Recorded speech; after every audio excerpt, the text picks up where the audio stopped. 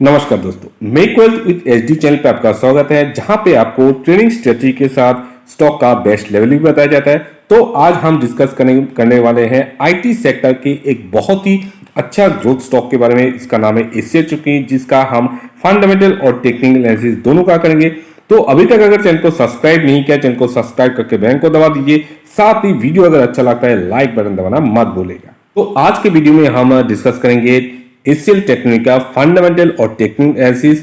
साथ ही हम जानेंगे इसका लाइफ टाइम ग्रोथ के बारे में, और साथ ही इसके साथ आपको कब अपॉर्चुनिटी मिलता है एक अच्छे स्टॉक में नीचे के लेवल पे एक लमसम इन्वेस्ट करने का, ताकि शॉर्ट टर्म पे आपको एक अच्छा खासा बहुत ही जल्दी आपका जो पैसा है वो बहुत ही शॉर्ट टर्म पे एटलीस्ट डबल तो हो ही जाए विद इन 2 to 3 ईयर्स में। और एक और बहुत ही इंपॉर्टेंट चीज है कि कौन से वो म्यूचुअल फंड है जिन्होंने इस स्टॉक में इन्वेस्ट करना है, सब कुछ जानेंगे इस वीडियो में। तो वीडियो को बिना स्किप किए देखते रहिए आखिर तक, और अभी तक चैनल को अगर सब्सक्राइब नहीं किया प्लीज सब्सक्राइब कर लीजिए। एसीएल टेक्निक का जो मेन बिजनेस है वो हम पहले थोड़ा देख लेते हैं, उसके बाद मैनेजमेंट के बारे में थोड़ा हम डिस्कस कर लेंगे।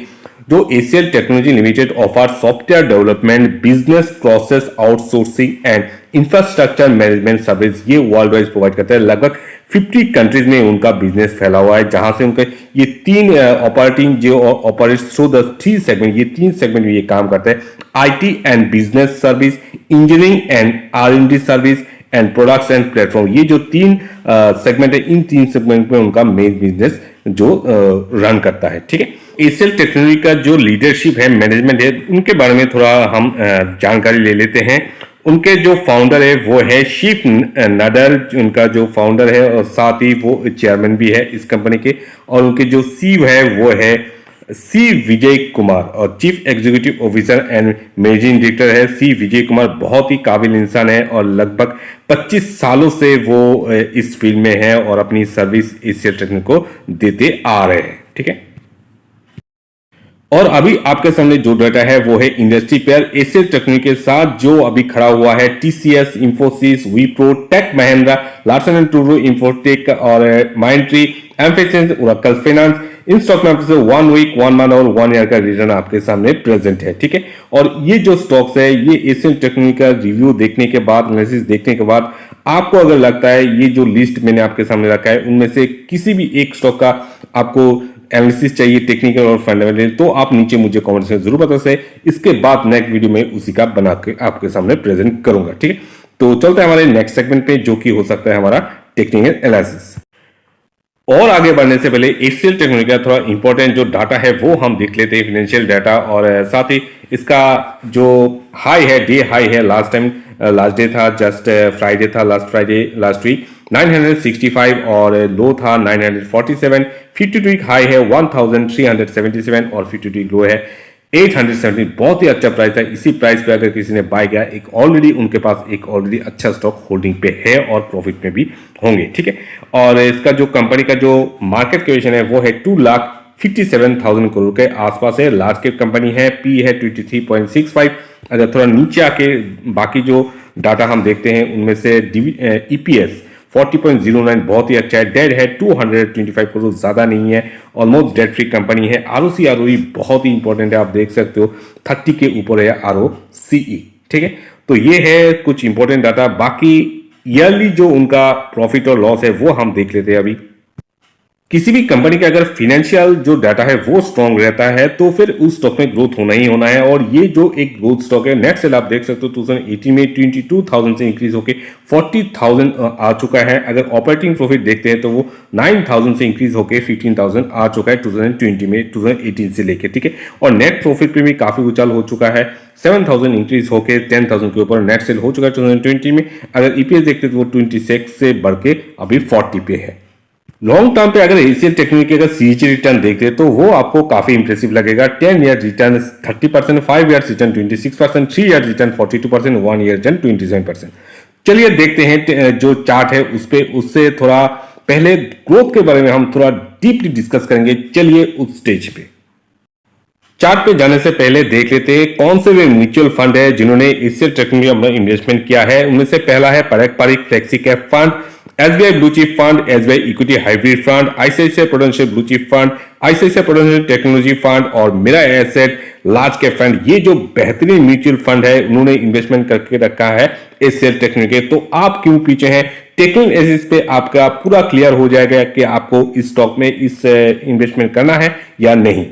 तो चार्ट पे जाने से पहले इस स्टॉक का ग्रोथ की हिस्ट्री हम थोड़ा देख लेते हैं, और क्योंकि चार्ट पे इतना इलेबरेटली आपको समझा नहीं पाऊंगा तो इसलिए एक मैंने आपको एक डाटा यहाँ पे आपके सामने रिप्रेजेंट कर रहा हूँ। 2003 में ये आप देख सकते हो 18 रुपीज में ट्रेड करता हुआ था, और उसने 2006 में हाई बनाया है 90 का। उसके बाद 2008 में इस स्टॉक में 70% के गिरावट के साथ 25 में ये पहुंच चुका था। उसके बाद कंटिन्यू स्टॉक में गिरावट रहा और 2009 में ये 20 रुपीज तक आ चुका था 72% करेक्शन के साथ।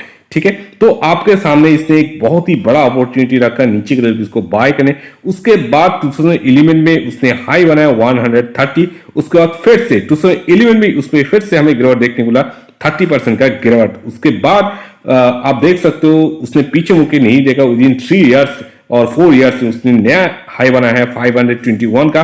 उसके बाद फिर से उसमें स्टॉक में हमें गिरावट देखने को मिला नेक्स्ट ईयर ही, जो कि है 2016 में 357 का नया उसने लो बनाया। उसके बाद 2020 में उसने हाई बनाया 618, और उसी 2020 में कोरोना काल में उसने जो लो बनाया है वो है 377, जो कि 40% डीप के साथ।